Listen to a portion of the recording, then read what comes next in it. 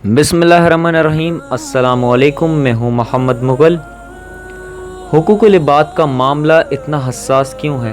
देखें, अल्लाह ताला अपने हुकूक में बड़े दरगुजर से काम लेते हैं, बड़ी गलतियों को माफ़ फरमा देते हैं। ख़ुद अल्लाह ताला ने वादा किया है कि मुझसे मुताल्लिक़ अगर बंदे से कोई भूल चूक हो जाती है और वो मेरी तरफ लौट आता है तो मैं उसे माफ़ कर दूँगा। मेरी रहमत से तुम्हें मायूस नहीं होना चाहिए। लेकिन हुकूकुल इबाद के मामले में मामला सिर्फ अल्लाह के साथ नहीं रहता, इसमें मामला बंदे के साथ भी हो जाता है।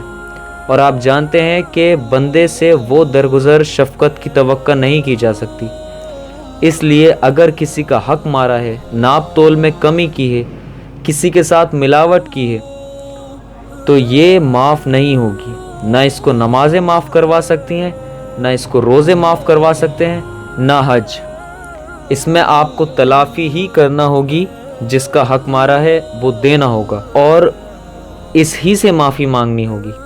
बल्कि यहाँ तक बता दिया गया है कि अगर दुनिया में ये मामला ना हो सका तो क़यामत वाले दिन अल्लाह ताला आपको उस शख्स के हवाले सुपुर्द कर देगा जिस शख्स की आपने हक़ तलफ़ी की है, नाहक माल खाया है, ड्यूटी में करप्शन की है, और आपके पास वहाँ ना देने के लिए कुछ होगा और ना लेने के लिए कुछ होगा। आपको इस हक़ तलफ़ी के बदले अपनी नेकियां देना होंगी और उसके गुनाह लेने होंगे। इसके अलावा कोई और तबादला हो ही नहीं सकेगा। तो सब लोगों को इसमें बड़ी एहतियात करनी चाहिए।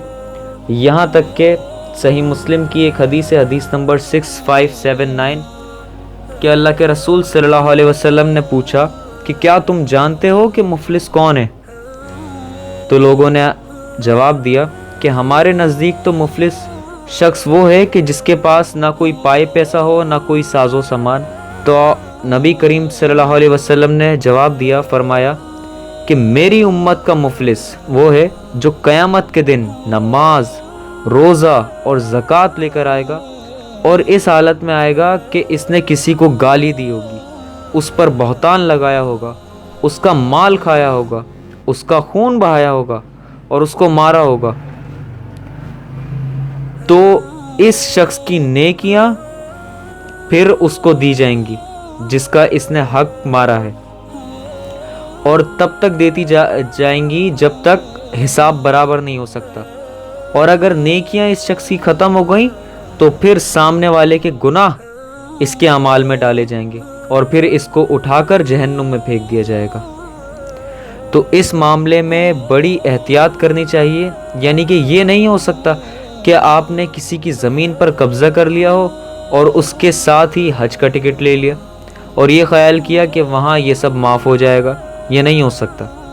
कोई हज, कोई उम्रा, कोई लैलतुल क़द्र, कोई नमाज इसे माफ़ नहीं करवा सकती। याद रखें, इबादात से जो गुनाह माफ़ होते हैं वो हैं जो अल्लाह से मुताल्लिक़ है। बंदों के मामले में जब तक आप तलाफ़ी नहीं करेंगे, माफ़ी नहीं मांगेंगे और उसके बाद भी अल्लाह से माफ़ी मांगेंगे, तभी ये माफ़ी मुमकिन होगी। तो हुकूकुल इबाद के मामले में बहुत एहतियात से काम लें। अपना दोस्तों अजीज़ों का ख्याल रखिएगा। जज़ाकल्लाहु खैर। अल्लाह हाफ़िज़।